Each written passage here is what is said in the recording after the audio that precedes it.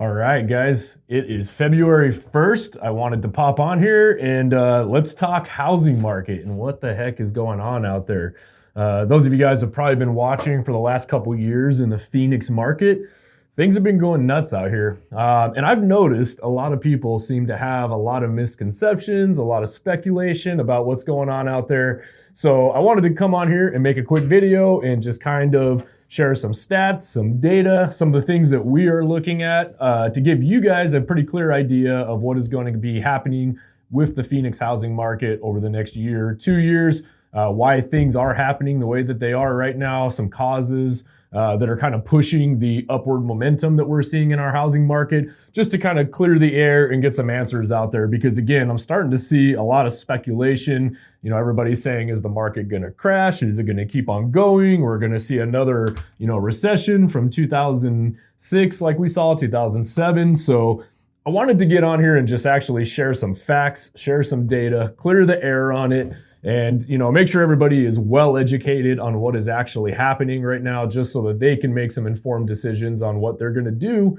moving forward throughout this next year, right? What can you guys expect? What's going to happen with the market? Should you wait? Should you sell now? And there's a lot of cool stats and data. There's a lot of very interesting things taking place in our market right now. So again, just wanted to get on here and share some of that with you guys. I got some pretty cool data here. Again, I operate from a place of statistical, numbers. I operate from a place of analytical mindset. I don't really get too emotional on this kind of stuff because at the end of the day, the economy is the economy, right? It's going to go up. It's going to go down. I don't make speculation based off of emotion, which I think is what makes me great at this job. So with that being said, let's jump right into some of the stats right now, and let's jump into what is causing our current housing market. Those of you guys that have probably seen it, especially over the last 2 years, housing prices have gone up crazy, right? Over 30% in general in the Phoenix housing market. Traditionally, we were seeing between 8 and 11% rises year over year in the housing market, except for the last 2 years, it really went up, right? We saw almost a 30% increase in 2020 alone. So really, what's going on in the market? What is causing some of this?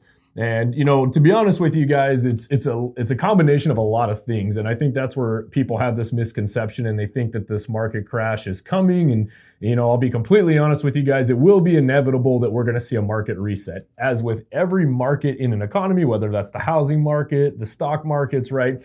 You're going to have your peaks and you're going to have your valleys. It's completely essential, right? If we always had our peaks going up, eventually things are going to become so unaffordable, right? And that's where you get the bottom falls out, and that's where you see a crash, almost similar to like what we saw in 2006, 2007 in the housing market.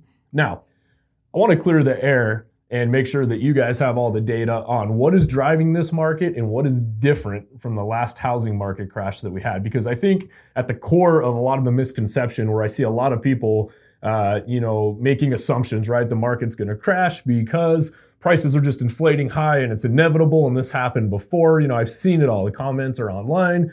Sometimes we share houses and I get the armchair appraisers basically leaving comments on my posts. And I'm open for, topics and discussions and debate. I love this. It's how we learn. It's how we share. But you have to be educated in this and you have to understand what is going on. And you have to take the emotion out of this and really look at statistically, what's the data showing us, right? What is going on out there? So what's driving this particular housing market is a shortage of supply right now. That's as simple as it is. What you guys are seeing is supply and demand, right? We're also seeing it in the automotive market right now, for example, due to COVID hitting. Manufacturing is down right now. So, automotive manufacturing is down. There's not as many cars on the road. You have things like cars basically running through the end of their shelf life, right? They're basically being taken to junkyards. They're demolished. They're getting into accidents. They are just basically breaking down. I mean, long story short, there's more cars being consumed than what's actively being put out there. So what you guys are seeing with automotive prices is they're going through the roof right now, right? You just can't get them. There's more consumers out there than there are cars on the market driving the prices up. We're seeing the same thing going on in the housing market right now. There is a massive, massive, massive shortage in houses. Now, what I want to point out is one of the main differences right now is in the previous housing recession that we had before it happened, what led up to that was we actually had an oversupply of houses. It wasn't a situation where inventory was low, right? So for each individual buyer looking for a house out there, it wasn't necessarily the fact that there wasn't enough houses on the market. They were actually building houses at a very fast rate. You guys saw it, right? Subdivisions going up like crazy, things being built like crazy. But the backside of that really propelled that was loose lending standards, right? You had basically balloon mortgages going out there. We had predatory lending. For those of you guys that are in the older demographic than, the younger millennials that obviously weren't buying houses at that time that went through that, it was very easy to get a loan at that time. You could basically go in and say, hey, I got stated income. You were able to refinance, a lot of equity out of your house, up to 100% of the equity, right? It just put a lot of people in a bad position because they were borrowing more money than they could actually afford to pay back, right? So as houses were being built, builders were building houses like crazy. People were using these houses like ATMs. They were pulling their money out. They were putting minimum payments down, and it just caused the prices to go through the roof.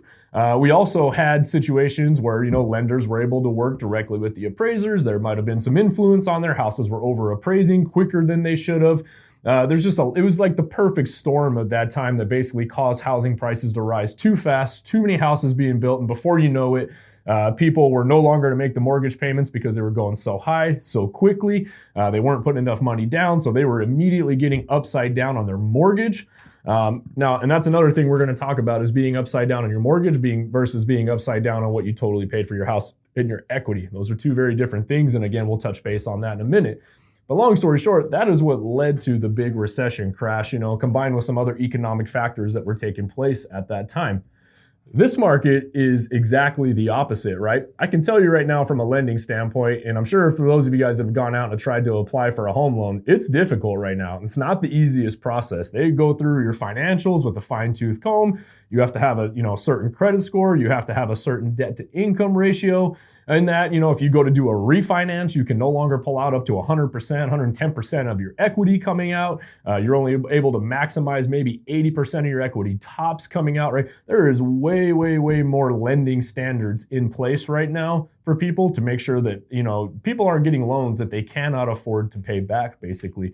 We are seeing on the opposite side of that, a lot of people putting large amounts of money down right now too, cash being one of them. We're seeing a lot of investors coming out, basically paying cash for properties, hedge funds, 1031 exchange properties, right? What I look at, and this is just me from an agent standpoint as we're buying and selling houses as an active investor is, I pay attention. When I go to sell a home to a family or when I'm selling a property, we're getting multiple offers on these properties right now.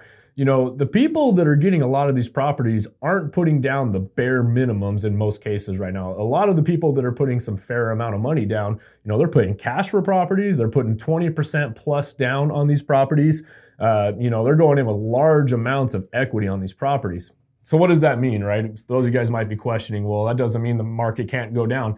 It absolutely can go down. Eventually it will, we're going to see that level out and then we will see a recession. It's inevitable. You're going to see a housing market reset. It's been happening, over the last decade. It comes and goes. It's completely essential. My point is we're not there yet.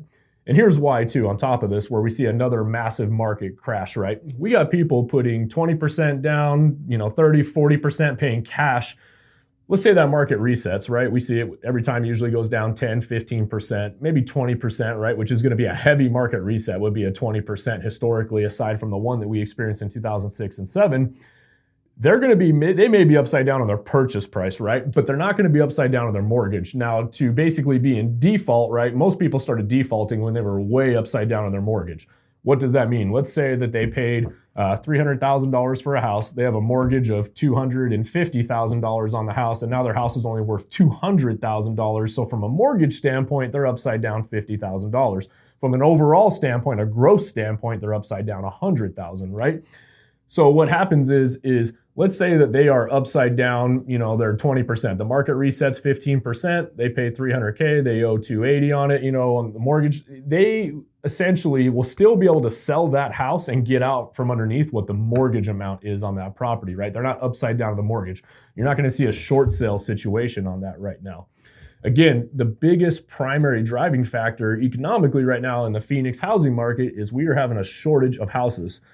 To break this down for you guys, we had about 2 years ago, I was going through some stats on here and kind of looking, we had about 14,000 active homes on the market at that time, which by the way is still considered low.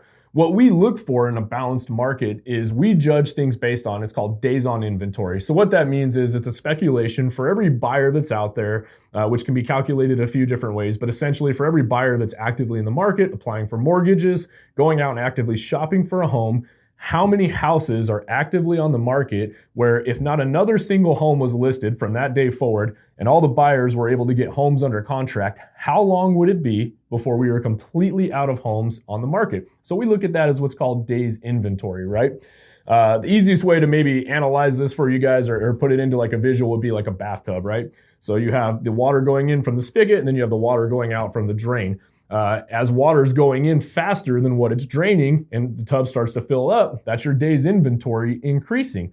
If water's going in less and it's starting to drain faster, that means your inventory is shrinking basically. There's less water in the tub, right? It's the same thing with the housing market. How many buyers are entering the market and how many houses are coming off of the market? That's what we look at. About 100 days inventory is what's considered a balanced market in the Phoenix market.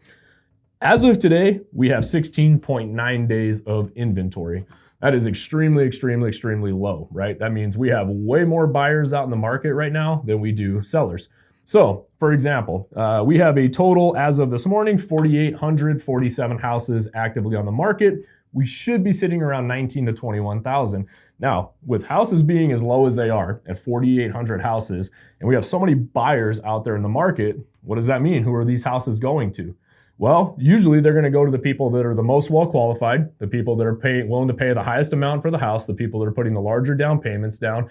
Especially in this case, what we look for is realistically, we know that when a house goes into a bidding war and it gets bid up, some people are willing to pay over market value, right? And that's where you're going to run into a potential appraisal issue on a property, right? We know that. So if somebody comes in and they basically go to get a loan on the property, if we have, say, 10 offers on a highly competitive property, most likely that seller is going to be looking for the buyer that is putting maybe all cash down, right? Or putting a very large amount of money down on the property to offset the need for an appraisal, or willing to waive the appraisal and putting a large amount down. Either way, that house is going to a consumer that has the additional funds on hand to pay that price for that property, right? It's not usually and typically going to the borrower that is putting the bare minimum down, doesn't have the ability to waive an appraisal. Now, does that happen every once in a while? Sure. But I can tell you guys right now, in this kind of environment, those are who's buying these properties. So what does that look like, right? Are we going to see a big market crash? The honest answer is probably not right now. We have so many buyers out there, and the ones that are able to obtain the houses, the ones that are able to get the homes on the market, are the ones that are able to put the most amount of money down in most cases, bid the highest, waive the appraisals, right? So again, if a market shift happens and it goes the other way, in most cases, these people have enough cash equity in that property that even if it goes down, they're not upside down on their mortgages like they would have been in 2006 and 2007 because they're more financially secure while entering these properties, right? So to give you guys another little stat of what's going on in the housing market and what our projections are going forward this year. You guys have heard me talking about it. You guys have probably heard other agents talking about it. You guys have probably seen it in the news. Interest rates are going up. Housing prices are going up. But we tend to still have this group of people sitting on the sidelines. I don't know. I think it's going to crash. I think it's going to wait, right? It's a very common conversation. And in some ways, I do understand it. I can see from the sidelines, if you're not in this every day, if you're not looking at the stats, you're not looking at the data, and all you're really seeing is housing prices going up, it's natural to say, hey, is this going to crash? What's going on, right? There's some uncertainty, some speculation in there. And this is where, again, we pay attention to the numbers, we pay attention to the data, we pay attention to, many different factors looking at what's driving this market to give us a clear idea of what's going to be going on, moving into this next year. So the average list price as of January 22nd was $340 for the Phoenix housing market. To put that in perspective, last year at this time, the average list price was $292. We've almost gone up $50 a square foot average in a year in the Phoenix market. 2020 was the highest market we saw increase of over 30%, right? And it was interesting because we've already been running low on inventory for about the last 4 years in the Phoenix market. Again, many things drive this, right? We have a lot of out-of-town influence people basically coming in, influenced by, out-of-town people coming from higher priced markets coming to the Phoenix markets where it is very affordable, right? We have states like California, Oregon, Washington, Colorado, all markets in general that usually have higher prices than we do in some cases. So they're coming to the Phoenix market because it's just cheaper to live. The biggest change that we saw in this was, especially when 2020 hit, right? We all got grounded, is what I call it. We all had to stay at home, right?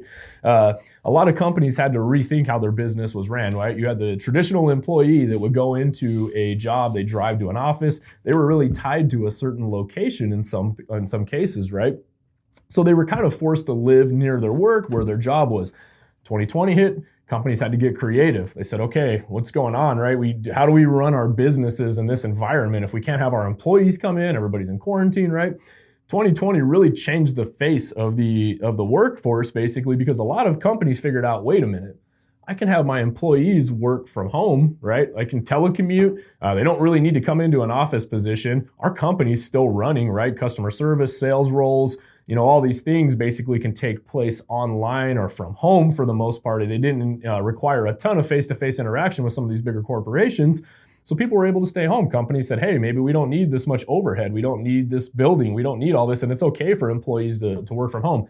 Well, now that did two things, right? That made people realize, hey, we either need a bigger living space if we're going to be spending more time here, right? Because it was no longer you just go to your house to sleep and hang out on the weekends. Right now is I'm going to be here for a long time, right? So a lot of people realize, man, we got families, we got kids. If we have to work from home, our kids are at home now, we need a bigger house. So 2020, we saw a massive influx of people making a transition, basically, combined with interest rates were at an absolute historical low, right? We were in the sub 2% interest rate, which is lowest it's ever been in history from a mortgage standpoint. So people just jumped on that. Affordability went through the roof. Because now with interest rates being so low, their monthly payment, they could actually afford a higher priced home and keep a payment at a very affordable price, being in the sub 2%. So we saw just this perfect storm. Again, that's what I'm going to call it, a perfect storm, right? People had to be home. They had to be with kids. They realized, hey, my current living quarters may be too small. It may not be effective for me to work from home and have my family here all at the same time, all of us here. We may need something bigger. So we saw a lot of people sell and upsize and take advantage of the market. We saw a ton of people come into Arizona as other places became unaffordable and they were no longer required to be localized for their job. They're able to work from home. They're able to move here, buy a house, have a cheaper economy here, and maintain jobs that were maybe based out of other states and keep a higher price. We saw a lot of that happening. So on top of that, in 2020, we saw builders stop building, right? Or nearly slow down. They weren't able to keep up with the production because, number one, materials weren't readily available. You guys saw what was happening and is still currently happening with the supply chain right now. You guys don't really, this is the big picture, right? It's taking the bird's eye view to things. When you're looking at building a house, there's a lot of things that go into building a home. It's not just, hey, I got the lumber here and the tile and I'm going to build this thing, right? There's appliances, there's wiring, there's all different kinds of things that are actually manufactured overseas, different areas, factories. Well, those factories stopped producing, shipping got backed up, houses couldn't be built in time. So now you have this massive influx of people looking to move to our market. And again, not enough houses to keep up with it, right? We had more people moving into Arizona than homes were being built or people leaving the market, which caused our inventory to just massively shrink. Down to today, we're sitting at 4,800-ish houses on the market. We've been teetering the last couple of months between 45 and 48, 4,900 houses. Regardless, it's extremely low for the amount of buyers that we actually have actively out there looking for homes right now. So, do we see this changing this year? Not really, to be honest with you. We're still extremely low on inventory. What was surprising to me, to be honest with you guys, is January is typically our highest month of listings. So we expected and we predicted that we were going to see more homes hit the market in January. Interest rates were rising. People had tons of equity in their homes over the last 2 years. And we said, man, come January this year in 2020, we're probably going to see a big buildup of inventory hitting the market. We were actually 6% less inventory, new listings basically hitting the market this January than we saw last year. And our buyer demand is still there, right? So we're actually seeing less and less and less. Like I was just mentioning, looking at some of these stats, we got 4,800 active houses on the market. 2 years ago, we had 14,000. So again, guys, we're down 9,500, almost 10,000 houses less than we had 2 years ago. Now, what's going to change, right? What are some things that you guys can look for or we should be looking for in general to say, hey, are we starting to see a market shift? Are we starting to see this market turn around? Are we starting to see things slow down? Well, there's a few things you guys want to look at, right? Number one is you're going to keep an eye on inventory building, right? when you start seeing more houses sit on the market, more houses sit on the market, right? And I'm not talking that one house in your neighborhood that's been sitting for 3 months. Oh my gosh, the market's slowing. Every once in a while, you're going to get that house that's unrealistically overpriced. It happens in this market.